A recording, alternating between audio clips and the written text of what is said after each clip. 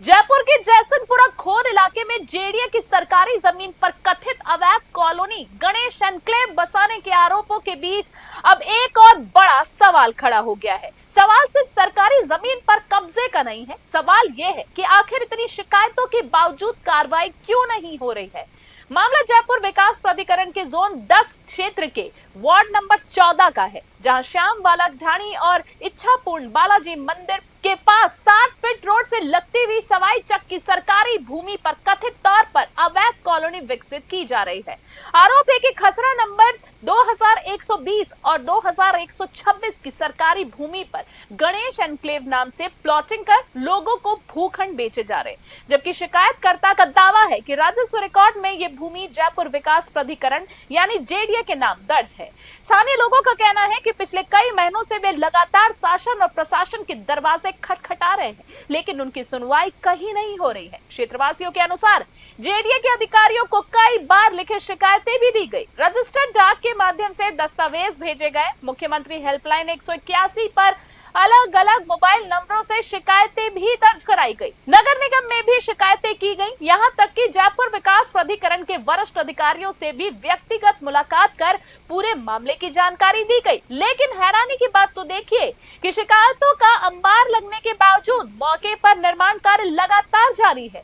स्थानीय लोगों का कहना है कि 2 दिन पहले भी वे जयपुर विकास प्राधिकरण के आयुक्त यानी जेडीसी से मिले थे। शिकायतकर्ताओं का दावा है कि जेडीसी ने मामले की गंभीरता को देखते हुए उनके सामने ही संबंधित अधिकारियों और कर्मचारियों को फोन कर तत्काल निर्माण कार्य रुकवाने के निर्देश दिए थे। साथ ही मौके की स्थिति की रिपोर्ट भी तलब की गई थी, लेकिन शिकायतकर्ताओं के मुताबिक आज तक ना तो कोई अधिकारी मौके पर पहुंचा, ना कोई प्रभावी कार्रवाई हुई और ना ही निर्माण कार्य बंद हुआ। यानी सवाल ये उठ रहा है कि आखिर जेडीसी के निर्देशों का पालन क्यों नहीं हुआ।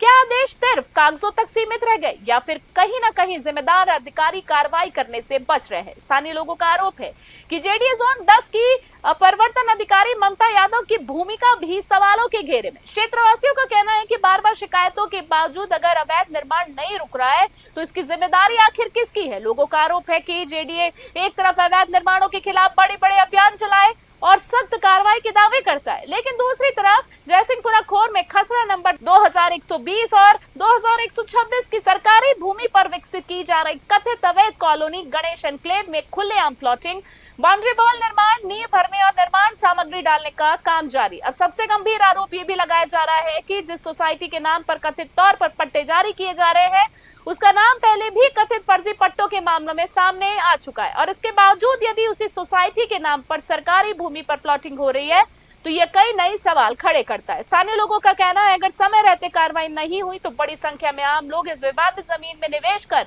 आर्थिक नुकसान उठा सकते हैं। अब सबसे बड़ा सवाल यही है कि क्या जेडीए वास्तव में इस अवैध कॉलोनी के खिलाफ कार्रवाई करना चाहता है? अगर हाँ तो शिकायतों के बावजूद काम क्यों नहीं रुक रहा? अगर जेडीसी निर्देश दिए तो उसका पालन क्यों नहीं हुआ? और अगर जयसिंहपुरा खोर स्थित श्याम बाला की ढाणी और इच्छापूर्ण बालाजी मंदिर के पास खसरा नंबर 2120 और 2126 की सरकारी भूमि पर अवैध निर्माण लगातार जारी है तो इसके पीछे भूमाफिया और जिम्मेदार अधिकारियों की कथित मिलीभगत है। फिलहाल जयसिंहपुरा खोर में सरकारी जमीन पर विकसित की जा रही कथित अवैध कॉलोनी गणेश एन्क्लेव को लेकर स्थानीय लोगों का आक्रोश लगातार बढ़ता जा रहा है। अब सबकी निगाह है जयपुर विकास प्राधिकरण पे टिकी है कि आखिर कब कार्रवाई होगी, सरकारी जमीन को कब अतिक्रमण मुक्त कराया जाएगा और क्या इस पूरे मामले में जिम्मेदार लोगों पर भी जवाबदेही तय होगी या फिर शिकायतें, आदेश और कार्रवाई के दावे फाइलों तक ही सीमित रह जाएंगे।